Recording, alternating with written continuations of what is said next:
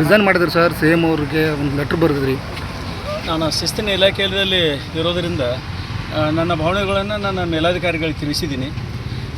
ಈ ಕುರಿತು ನನ್ನ ಮೇಲಾಧಿಕಾರಿಗಳು ಮತ್ತು ಸನ್ಮಾನ್ಯ ಮುಖ್ಯಮಂತ್ರಿಗಳು ಮತ್ತು ಸನ್ಮಾನ್ಯ ಗೃಹ ಸಚಿವರು ಕೂಡ ನಮ್ಮ ಜೊತೆಗೆ ಮಾತಾಡಿದರು. ಈಗ ನಾನು ದೈನಂದಿನ ಕೆಲಸಕ್ಕೆ ಹಾಜರಾಗ್ತಾ ಇದ್ದೀನಿ. ಅಲ್ಲಿ ಸರ್ ಏನಾದರೂ ಈಗ ಎಕ್ಸೆಪ್ಟ್ ಮಾಡ್ತಾರಂತ ಸರ್? ಏನಾಯ್ತು ಸರ್? ಏನು ಯಾರು ಮನೆ ಹೊಲಿಸಿದ ಸರ್? ಸರ್ ಸರ್ ಮುಂದಿನ ನಡೆ ಸರ್ ಯಾವ ರೀತಿ ಇದೆ ಸರ್? ಸಂಪರ್ಕ ಮಾಡಿದ್ರಿ ಸರ್ ಬೆಳಗಿಂದ ಏನಾದರೂ ಯಾರಾದರೂ ಸಿ ಎಮ್ ಅದು ಸರ್? ಸರ್ ಮಾನ್ಯ ಮುಖ್ಯಮಂತ್ರಿ ಸಾಹೇಬರು ಮತ್ತು ಮಾನ್ಯ ಗೃಹ ಸಚಿವರು ಸಾಹೇಬರು ಹಾಂ ಸರ್ ಮೊದಲನೇ ಮಾತಾಡಿದರು. ಹಾಂ ಸರ್. ಹೀಗಾಗಿ ನಾನು ದೈನಂದಿನ ಕೆಲಸಕ್ಕೆ ಇರೋದರಿಂದ ನನ್ನ ಭಾವನೆಗಳನ್ನು ನನ್ನ ಮೇಲಾಧಿಕಾರಿಗಳಿಗೆ ತಿಳಿಸಿದ್ದೀನಿ. ಈ ಕುರಿತು ನನ್ನ ಮೇಲಾಧಿಕಾರಿಗಳು ಮತ್ತು ಸನ್ಮಾನ್ಯ ಮುಖ್ಯಮಂತ್ರಿಗಳು ಮತ್ತು ಸನ್ಮಾನ್ಯ ಗೃಹ ಸಚಿವರು ಕೂಡ ನಮ್ಮ ಜೊತೆಗೆ ಮಾತಾಡಿದರು. ಈಗ ನಾನು ದೈನಂದಿನ ಕೆಲಸಕ್ಕೆ ಹಾಜರಾಗ್ತಾ ಇದ್ದೀನಿ. ಅಲ್ಲಿ ಸರ್ ಏನಾದರೂ ಈಗ ಎಕ್ಸೆಪ್ಟ್ ಮಾಡ್ತಾರಂತ ಸರ್? ಏನಾಯ್ತು ಸರ್?